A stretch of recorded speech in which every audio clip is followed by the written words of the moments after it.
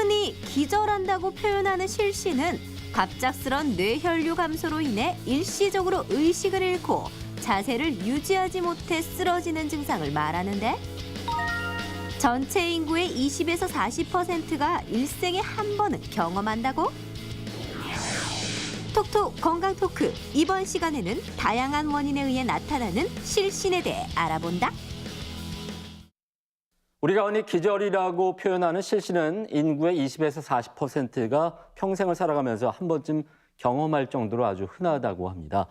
실신의 원인이 근데 우리가 생각하는 이상으로 참 다양하다고 하는군요. 네, 톡톡 건강 토크 오늘은 어지러움과 의식 소실이라는 주제로 얘기 나눠보도록 하겠습니다. 네. 오늘 도움 말씀 주실 분 나와주셨는데요. 네. 대구 파티마병원 신경과 배성윤 과장께서 나와 계십니다. 네. 안녕하십니까? 안녕하십니까? 반갑습니다.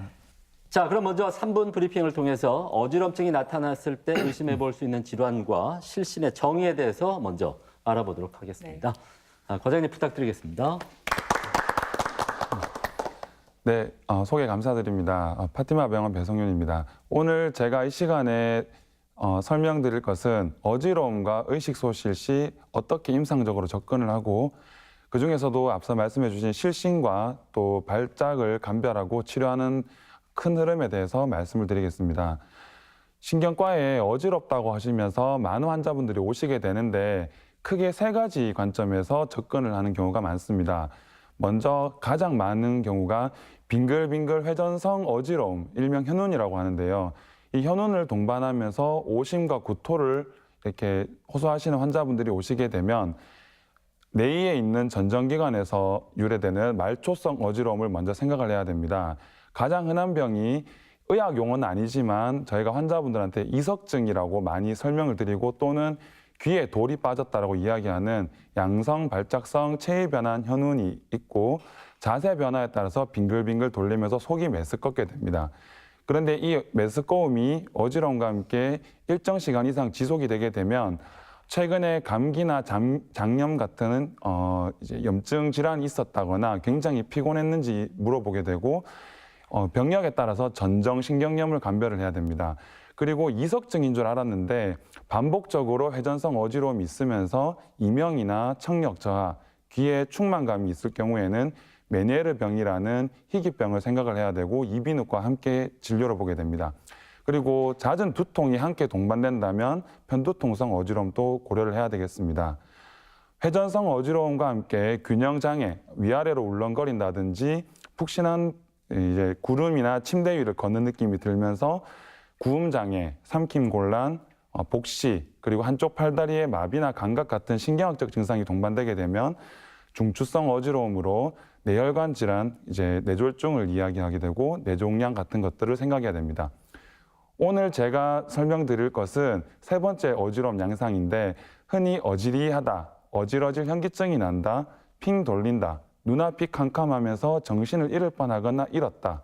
그리고 기절을 했었는데 몸을 떨었다, 경련을 했다라고 얘기하는 현기증에 대한 것인데 이런 현기증과 경련성 움직임을 포함한 의식 소실이 있게 되면 크게 실신, 뇌전증 발작, 그리고 정신성 발작을 생각을 해야 됩니다. 실신을 정의해 보자면 먼저 자율신경계라는 개념을 알아야 되는데 인체가 일정한 항상성을 유지하기 위해서 본인 의지와 상관없이 자율적으로 작동하는 신경을 자율신경계라고 하는데 크게 교감신경과 부교감신경으로 나누어지게 되고 교감과 부교감신경이 서로 상반되는 역할을 하면서 우리 몸의 심장 박동수, 혈압 같은 심혈관계, 그리고 땀 분비, 소화기계, 그리고 비뇨 생식기계를 관장하게 됩니다. 실신은 이런 자율신경계의 일시적인 혹은 만성적인 장애에 의해서 뇌류의 감소로 인한 일시적인 의식소실을 말하는데요. 자세를 유지하는 긴장도의 소실로 이때 쓰러져서 넘어지게 되는 현상이 생기지만 특별한 조치 없이 대개 수십 초 내에 저절로 완전히 의식을 회복하게 됩니다. 의식을 잃고 쓰러질 뻔하다가 잃진 않고 완전히 회복되는 것을 실신 전증상이라고 이야기합니다.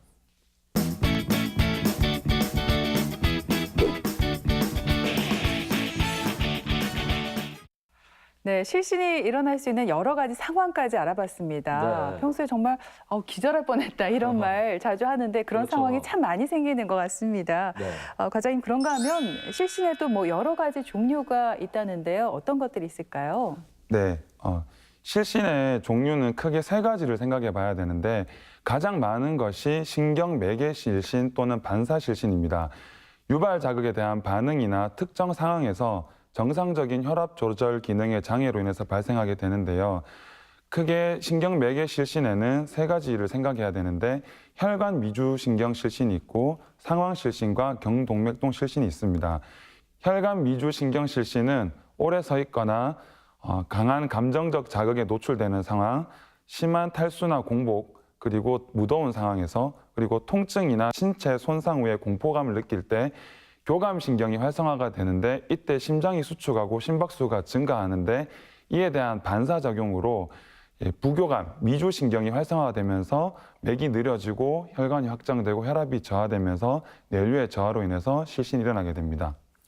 유사한 기전으로 각종 상황에서 실신이 생길 수 있는데 심하게 기침을 하게 되는 경우나 또는 위장 자극으로 대변을 보던 중에 그리고 소변을 보던 중이나 직후에 운동을 하던 중에 그리고 식사를 해서 포만감을 느끼게 되는 경우에는 말초 혈관의 저항이 늘어지게 되면서 정맥으로 되돌아가는 그 활류량이 줄어들게 되면서 뇌혈류가 저하되어서 실신이 일어나게 됩니다.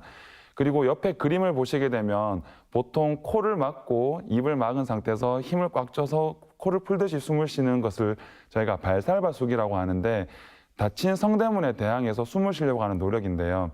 역도 경기나 무거운 물건을 들 때 또는 배변 시 힘을 순간적으로 준다거나 심한 웃음 그리고 수중 다이빙을 하거나 트럼펫처럼 관악기를 연주하는 상황이 발살바수기에 해당되는데 이런 상황에서 실신이 일어나게 되고 넥타이를 매거나 옷깃에 목이 꽉 조이는 옷을 입거나 심한 분들은 면도하다가도 목이 자극이 되게 되면서 목에 있는 경동맥동을 자극하게 되면 마찬가지로 실신을 하게 됩니다.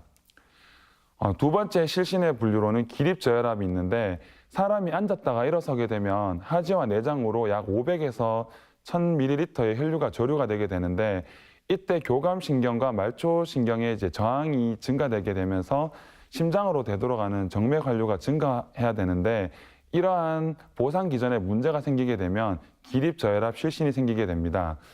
기립 시 3분 이내에 수축기 혈압 20 또는 이항기 혈압이 10 이상 떨어지는 경우 주로 노인 환자분들에게서 기립저혈압이 잘 생기게 되고 젊은 사람들의 경우에는 혈압이 떨어지지는 않는데 유사한 상황에서 기립 시 10분 안에 혈압의 감소 없이 맥박이 지나치게 증가하는 기립빅맥 증후군이 생기면 역시나 기립저혈압과 유사한 어지러움이 생기게 됩니다. 이러한 기립저혈압은 여러 가지 자율신경계 이상이 흔한 병에서 잘 생기는데 파킨슨병이나 특히 당뇨병에서 이런 자율신경계 이상이 흔하게 되게 되고 약물 유발로 인한 경우가 많은데 알코올, 파킨슨약, 그리고 혈압약, 이뇨제, 혈관 확장제 같은 것을 먹게 되는 경우에 약물 유발로 인해서 유사한 기립저혈압이 잘 생기게 됩니다. 그리고 심한 출혈이나 설사, 구토 같은 경우에도 생길 수가 있게 됩니다. 마지막 실신의 분류로 심장성 실신이 있는데요. 심장성 실신은 말 그대로 심장의 부정맥이나 구조적 문제로 인한 것인데 앞서 말한 미주신경 실신이나 기립저혈압은 대개 외상이 없다면은 위험하지 않은 경우에 반해서 심장성 실신은 악성 실신으로 사망이 가능하기 때문에 의심이 되는 경우에 적절한 검사로 반드시 감별을 해야 되겠습니다. 실신도 여러 가지가 또 분류가 되는군요.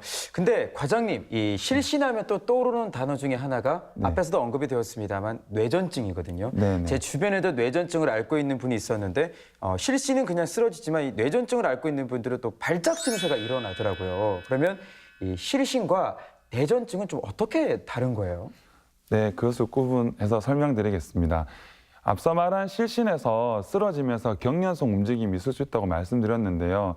흔히 말하는 경련이라는 것은 규칙적으로 움찔움찔거리는 움직임을 뜻하는 것이고 저희가 이야기하는 발작은 앞에 뇌전증이 이제 숨겨져 있는 경우인데요. 뇌전증 발작이라는 것은 뇌의 비정상적인 정기적 흥분으로 인한 여러 증상을 말합니다. 의식은 유지된 채 국소적인 얼굴이나 팔다리의 경련을 이제 보이는 경우가 있고 의식 소실로 멍하게 눈에 초점이 풀린 듯한 증상이 있는 경우가 있고 의식 소실과 함께 국소 경련 또는 전신적인 발작을 하는 경우가 있고 무긴장 발작으로 의식은 유지되지만 갑자기 다리 힘이 풀리면서 쓰러지는 경우가 있습니다. 이에 뇌에서 일어나는 경우가 아닌 이제 비내전증성 발작의 경우가 이제 앞서 말씀드린 대표적인 실신이나 정신성 발작이 되겠습니다.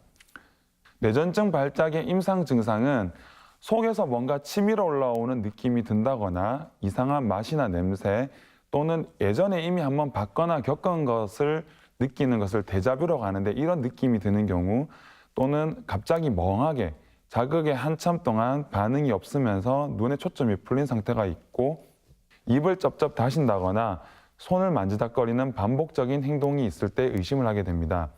그리고 들고 있던 물건을 움찔거리면서 갑자기 떨어뜨리거나 한쪽 얼굴이나 팔다리가 움찔움찔거리고 고함을 지르면서 눈을 뜬 상태에서 고개가 옆으로 치우쳐지면서 입에 거품을 물고 숨을 못 쉬고 입술이 파랗게 질리면서 전신이 나무 토막처럼 뻣뻣해지거나 움찔움찔거리며 대소변을 지리는 경우에 내전증 발작을 의심할 수 있게 됩니다.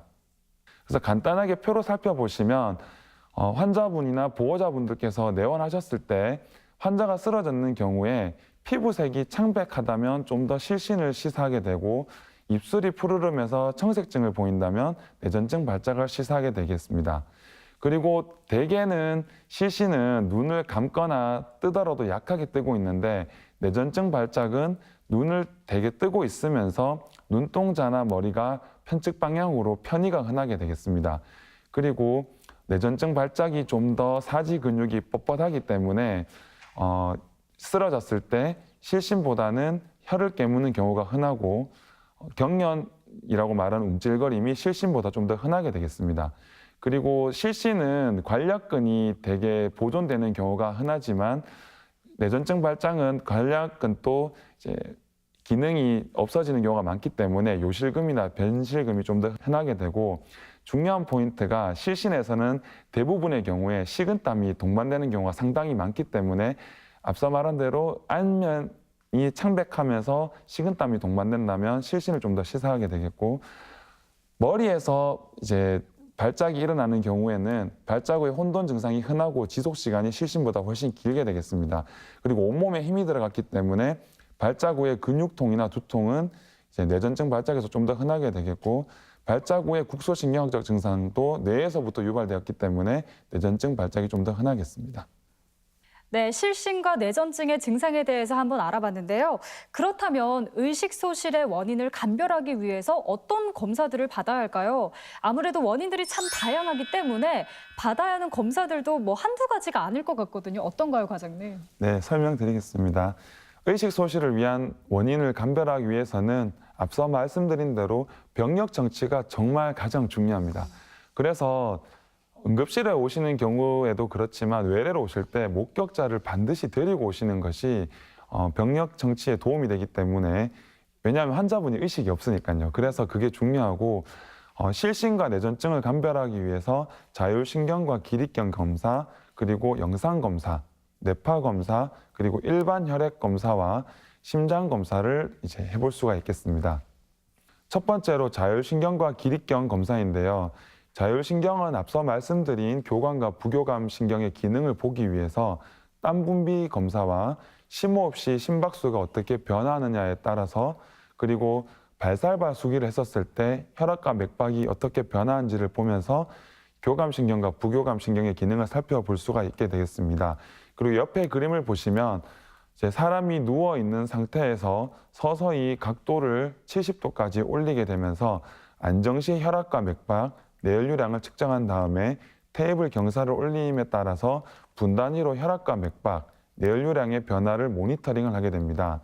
그리고 이 상황에서 환자분의 증상이 유발되지 않는다면 같은 방법을 하기 전에 혈관을 이완시키는 약물을 투여하여서 증상을 유발시키는 검사를 진행하게 되는데 이런 기립경 검사를 통해서 위주신경 실신 또는 기립 저혈압 같은 원인에 대한 이제 분석을 할 수 있게 되겠습니다. 이런 자율신경 기립경 검사는 병원마다 검사 방법이 약간씩 다른 데다가 오래 못 서 있거나 관상동맥, 뇌혈관, 심장 판막 질환이 있는 경우에는 검사를 시행할 수 없다는 제한점이 있게 되고 병이 있는데 이 검사에서 나올 확률을 민감도라고 하는데요. 이 민감도가 기립경 검사가 26%에서 약 80%로 다양합니다.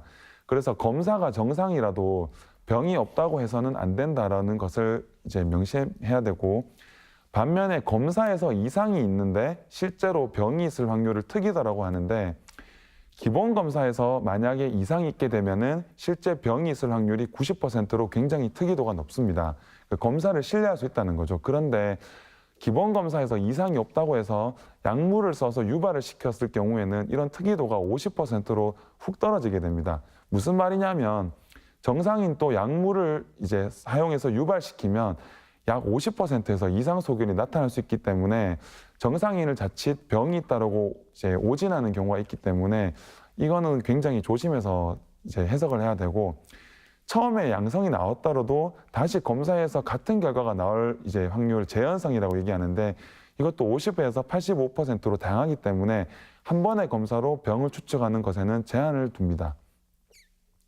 그리고 뇌의 정기적 흥분을 기록하고 발작파를 감지하는 뇌파 검사를 할 수 있는데, 이것도 40세 이후에는 첫 발작 시에 민감도가 약 7%밖에 안 되기 때문에 뇌파를 찍는 시기가 상당히 중요한데, 전신 발작의 경우에는 24시간 내에는 약 50%에서 뇌파에서 이상 소견이 나오게 되지만 48시간이 지나게 되면 이제 민감도가 줄어들기 때문에 가급적 검사를 증상이 생긴 직후에 시행하는 것이 중요하고, 발작과 실신 또는 발작이더라도 정신과적인 발작이 의심이 되게 될 때는 이제 증상이 자주 일어나는 경우에 비디오를 보면서 환자가 증상이 일어나는 경우에 실제로 발작파가 있는지를 보는 비디오 뇌파를 시행할 수 있게 되겠습니다. 네, 오늘 이렇게 이 시간을 통해서 어지럼증과 실신에 대해서 함께 알아보고 있는데요. 그렇다면 우리가 생활 속에서 실신을 좀 예방하기 위해서 어떤 노력들을 좀 하면 좋을까요?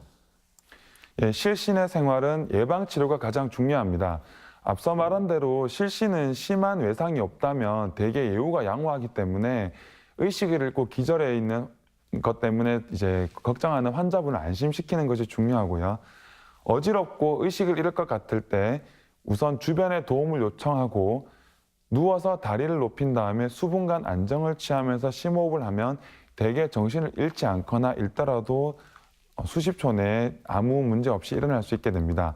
하지만 밖에서 누울 수 없는 상황이라면 웅크리고 앉아서 다리를 양팔로 감싸거나 또는 서서 다리를 꼬은 다음에 허벅지와 엉덩이에 힘을 꽉 주게 되면 정맥 환류를 통해서 심장으로 되돌아가는 뇌혈류량이 유지가 잘 되기 때문에 증상 완화나 예방에 도움이 되게 되겠습니다. 그리고 실신을 잘 유발하는 요인을 찾고 그 상황을 회피하는 것이 중요하겠습니다. 예를 들면 오래 서 있는 경우에 잘 증상이 생기는 분들은 앉아서 일을 진행하는 것이 맞고, 과식을 피한다든지 그리고 덥고 습한 환경을 피하고 만원 버스를 타고 이제 증상이 유발된다면 이제 그런 시간대를 피해서 대중교통을 이용하는 것도 한 방법이 되겠습니다. 그리고 기립성 저혈압 환자 같은 경우에는 갑작스러운 자세 변화에 주의를 해야 되는데, 누웠다가 갑자기 일어난다거나 갑자기 앉았다가 일어서는 경우 또는 침대에서 갑자기 일어나는 이런 상황을 조심해야 되겠고, 따라서 천천히 일어나는 것이 중요한데 가슴까지 고개를 숙인 채 침대에 수분간 앉았다가 일어나게 되면 정맥 환류가 이제 되돌아오는데 도움이 되게 됩니다.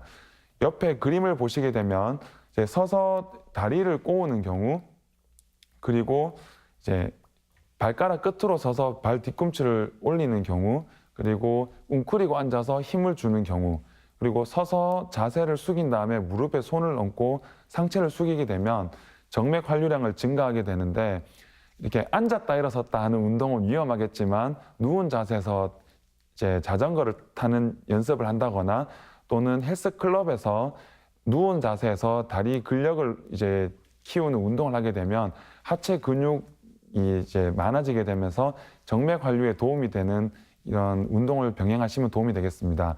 그리고 노인분들 같은 경우에 이런 운동이 쉽지 않다면 증상이 심한 경우에 지팡이를 사용하거나 장시간 오랫동안 외출하는 경우에 압박 스타킹을 쓰시는 것도 한 도움이 되겠습니다. 그리고 하루 1.5에서 2리터의 물을 섭취하는데 500ml의 물, 작은 생수통인데요.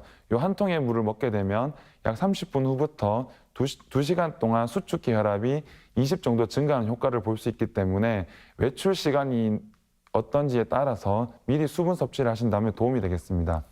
그리고 특별하게 싱겁게 먹어야 되는 기저질환을 갖고 있는 분들이 아니라면 요 밥 숟가락에 이 정도 양이 소금 약 1g이라고 하는데요. 식사 중에 소금을 첨가해서 0.5에서 1g 정도의 염분을 섭취하게 되면 이제 증상 완화에 도움이 되겠습니다. 그리고 머리를 약 10에서 20cm 정도 높여서 자게 되면 콩팥으로 가는 혈류량이 감소하게 돼서 밤중에 이뇨작용이 감소하기 때문에 증상 완화 및 빈도 완화에 도움이 되겠습니다. 그리고 기립저혈압 환자분들은 반대로 야간에 누워 있는 경우에 이제 야간 고혈압이 많이 생기는 경우가 있는데요. 이런 야간 고혈압에도 머리를 높여서 자는 것이 도움이 되겠습니다. 식사는 적은 양을 자주 섭취하는 것이 좋고 고탄수화물과 술은 가급적 피하는 것이 좋습니다. 그리고 약물 유발 기립저혈압이 의심되는 경우에는 의사 선생님과 상의해서 그 약을 감량하거나 중단 또는 교체를 하는 것이 도움이 되겠습니다.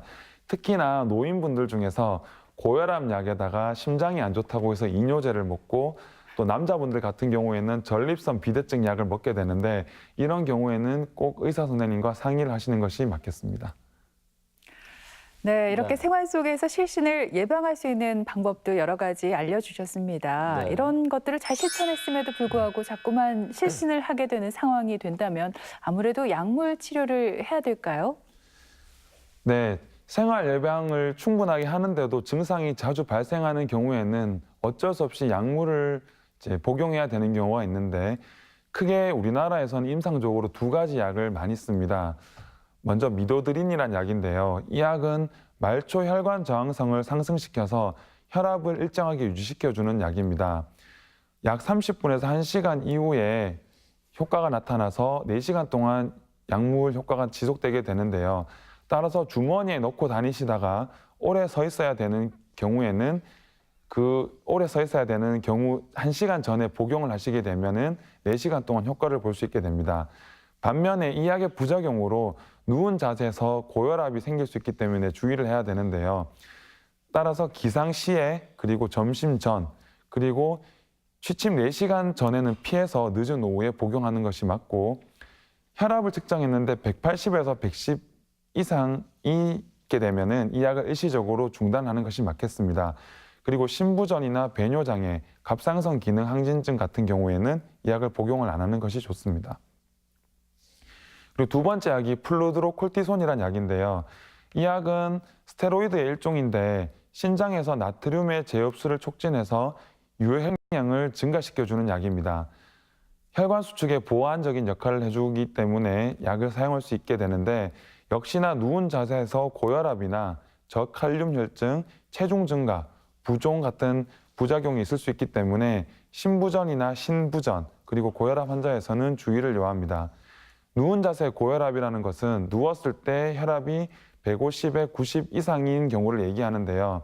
낮 동안에는 최대한 바로 누운 자세를 피하고 수면 중에는 앞서 잠깐 말씀드린 대로 머리를 높여서 자게 되면은 콩팥으로 가는 혈류량도 줄어들면서 누운 자세 고혈압도 예방이 되게 됩니다. 잠들기 1시간 이내에는 수분 섭취를 자제하고 기립저혈압 약물을 잠들기 4시간 이내에 복용하는 것을 자제를 해야 되고 경우에 따라서는 잠들기 전에 속효성 고혈압 약을 복용하는 것이 한 방법이 되겠습니다. 네, 그런가 하면 과장님, 그 뇌전증 같은 경우는 어떻게 치료를 하게 되고 또 시청자들께 당부하고 싶은 말씀이 있다면 좀 전해주시죠. 네, 마지막으로 말씀드릴 건데 이런 실신과 달리 뇌전증 발작은 치료가 조금 달라지게 됩니다. 뇌전증 발작이 맞다면 연령이나 성별, 발작의 원인이나 양상, 발작의 횟수, 그리고 뇌영상 검사와 뇌파 소견, 환자의 직업이나 사회적 상황 등을 고려해서 약물을 사용하지 않고 경과 관찰하거나 적절한 항뇌전증 약을 복용을 해야 합니다. 항뇌전증 약을 복용해야 되는 경우에는 대개 5년 정도 발작 없이 잘 조절이 되는 경우에 한해서 신중히 감량 혹은 중단을 고려하고 그 이외의 경우에는 평생 복용을 해야 되는 경우가 많습니다. 뇌전증 발작의 치료는 가장 중요한 것이 약을 절대 빠뜨리지 말고 규칙적으로 복용을 하는 것인데요. 다른 수술이나 시술 같은 검사 때문에 임의로 약 중단을 하는 경우가 많은데 반드시 의사와 상의하여서 약 중단에 대해서 교육을 받고 또는 약 중단을 할 수 없는 경우에는 대체적인 정맥 약물을 사용해서라도 약을 끊지 않는 것이 가장 중요합니다. 특히 술은 절대 마셔서는 안 되고요. 규칙적으로 충분한 수면, 약 우리나라에서는 7시간에서 8시간은 자주는 것이 좋고 낮밤이 바뀌거나 심한 피로 같은 상황이 안 생기도록 그리고 스트레스를 받지 않도록 해야 합니다. 혼자 위험하거나 높은 곳에 있는 것은 피해야 되고 인적이 드문 곳이나 깊은 물가로 가는 것은 삼가야 되겠습니다. 그리고 장시간 게임방에 가거나 TV나 스마트폰 같은 과도한 빛자극은 발작을 유발할 수 있기 때문에 조심해야 되고 운전은 의사 상담하에 가능할 때 외에는 절대로 임의로 해서는 안 되겠습니다. 시청자 여러분들에게 당부드리고 싶은 것은 환자는 의식을 소실했을 당시의 상황을 잘 모르기 때문에 목격자의 진술이 가장 중요합니다. 따라서 오늘 강의를 토대로 환자분이 의식을 잃었을 때 상황을 잘 살펴보시고 함께 내원하셔서 말씀해 주시면 환자의 원인 질환과 검사 계획을 잡는 데 많은 도움이 되겠습니다. 경청해 주셔서 감사합니다. 네, 이렇게 들으신 것처럼 어지러움과 실신의 원인은 참 다양합니다. 평소 심장질환이나 뇌, 폐질환이 있거나 기립성 저혈압, 또 신경계 질환 등등 여러 가지 원인 때문에 이렇게 발생하기 쉬운데 정확한 진단이 무엇보다 참 중요할 것 같습니다. 네, 일단 증상이 나타난다면 지체하지 마시고 조기 진단과 치료 꼭 받으시기 바랍니다. 지금까지 이 시간 도움 말씀에 대구 파티마 병원 신경과 배성윤 과장께서 수고해 주셨습니다. 네, 오늘 고맙습니다. 김철원 씨, 장희연 씨 두 분도 수고했습니다.